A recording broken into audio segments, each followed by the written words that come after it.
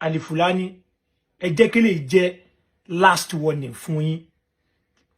Ẹ jẹ́ kí lè jẹ́ last warning fún yín. Àyìndé Músílù ọmọ Akínsànyà ò kì í ṣe gbá àkólẹ̀ fún yín Alifulani. Ṣé àmọ́ gbogbo nǹkan tó wà lábẹ́ page yẹn, àmọ́ gbogbo nǹkan tó wà lábẹ́ page yẹn. Tẹ́yin náà mọ̀ wọn tó jẹ́ èèyàn yín ni wọ́n. Tẹ́ wá nítorí pé bóyá nǹkan ṣẹlẹ̀ láàrin ẹ̀yin àti nǹkan ṣẹlẹ̀ kẹ́yin náà jẹ́ kọ́ dẹ̀ máa blog Oluomo Alifulani kẹ́dẹ̀ máa wo kẹ́dẹ̀ máa sọ̀rọ̀. Alifulani ẹ ṣọ́ra yóò máa bojú yín jẹ́ o. Alifulani ó máa bojú yín jẹ́ gan.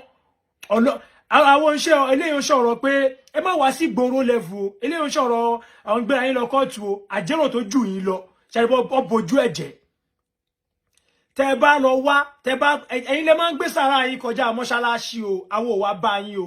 Gbogbo ẹ̀yin tẹ́ bá ti mojú Dr. Alifulani.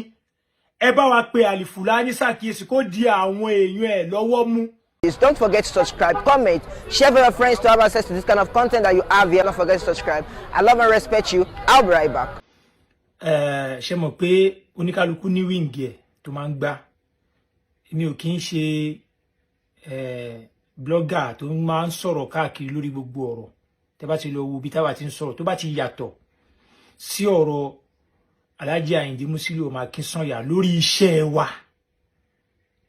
Tí gbogbo ayé dẹ̀ mọ̀ wá mọ́ àti tó bá ti yàtọ̀ sọ̀rọ̀ pírẹsidẹ́ǹtì wa Aṣíwájú Bọ́lá Ahmed Tinubu tó jẹ́ pioneer wa ibẹ̀ làwa máa ń face ẹ lè rí wa ká dá sọ̀rọ̀ aláàfáà àbí àfáà ń sọ̀rọ̀ níbì kan àbí wọ́n ń sọ̀rọ̀ níbì kan ẹ lè rí wa ká dá sọ̀rọ̀ ọbẹ̀ ojú kan tàwa wà àdẹ̀ yájú sáfáà kan rí ṣùgbọ́n gbogbo ẹ̀yin àfáà pátá àpè yín ẹni tó bá mọjú ẹni la máa ń pè ní ṣàkíyèsí fún. Tí ọ̀kan lọ́mọ ló ń gbá wíǹgì àwọn àfáà anything tó bá wùn ló lè ṣe. Ó lè jagbo kó jẹ̀gbẹ́ kó jẹ̀pọ̀ mọ́mọ́ gbòòrò kó dẹ̀ tún jẹ̀ sínú àfáà bọ́lọ̀ ń ṣe kọ́ nìyẹn. So ọ̀kan lọ́mọ ẹ wá ní máa wá fi ìjà tẹ́ ń jà nínú ọ̀rọ̀ aláàfáà dé kẹ máa wá gbé wá sí orí wíǹgì tiwa láti máa wá fi blọ́ọ̀gì Oluomo. Ẹ wá ń blọ́ọ̀gì Oluomo pẹ̀lú ọ̀rọ̀ àfáà. Ṣé Oluomo yájú sáfáà kan rí àbí Oluomo ó tasẹ̀ àgẹ̀rẹ̀ wá sọ́dọ̀ àfáà kan rí tó wá fi jẹ́ pé Oluomo lẹ wá fẹ́ sọ dìgbà àkólẹ̀. Lẹ wá fẹ́ sọ Àyìndé Músílù ọmọ Akínsànyà dìgbà àkólẹ̀. Adẹ̀mú ẹ̀yin tẹ́ wà ní ọ́ndà nǹkan yìí tẹ́ ń ṣe nǹkan yìí.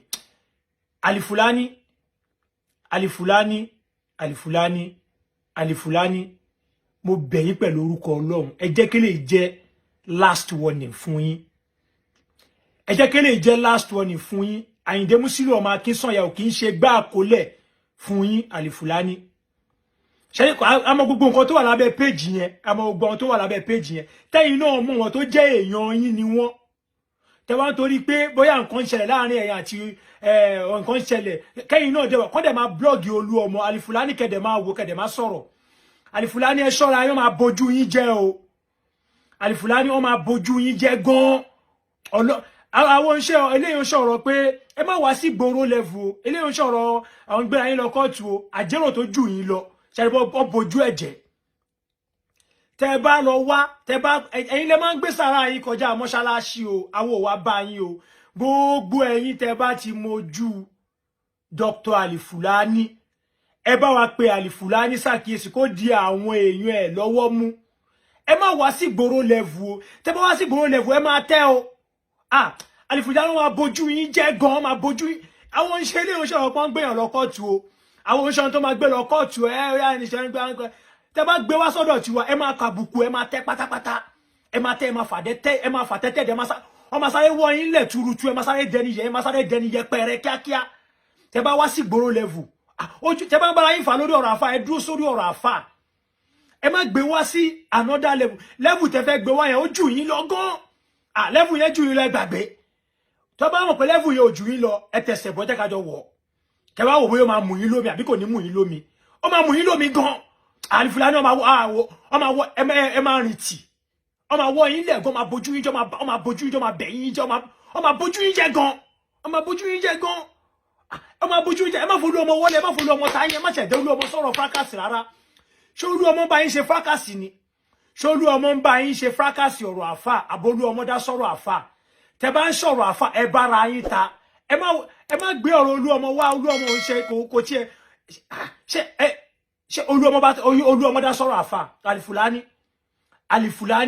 Alifulani ẹ gbọ́ fídíò yìí dáadáa kẹ́ bẹ́ ṣe máa play gbogbo fídíò àwọn èèyàn ẹ play fídíò tèmi náà ṣó ti yé yín ẹ play ẹ ṣó ti yé yín ẹ má kọjá àyè yín wá sórí level tó rí line wa tẹ́ bá fẹ́ blog ọ̀kan lọ́mọ ẹ blog ọ̀kan lọ́mọ ẹ bọ́ ọ̀kan lọ́mọ jà bó ṣe wù yín fídíò tó kan lọ́mọ ń gbá pẹ̀lú yín nìyẹn ẹ má blog Oluomo mọ́ ọ̀kan lọ́mọ ẹ fọ Oluomo lẹ̀ sáàyè ẹ fọ Oluomo lẹ̀ sáàyè o ẹ fi wọ́n lẹ̀ sáàyè wa o pàṣẹ ara ń gbá ọ̀rọ̀ onímọ́tò àwa mọ̀ bí tá à ń gbá lọ àwa bá yín ẹ má wá bá wa ẹ ṣọ́ra yín o ẹ ṣọ́ra yín o a sọ fún yín o ẹ ṣọ́ra yín o ẹ̀yin lẹ ń kọ́kọ́ wá o ẹ̀yin lẹ ń kọ́kọ́ wá o kò ní jù bẹ́ẹ̀ lọ.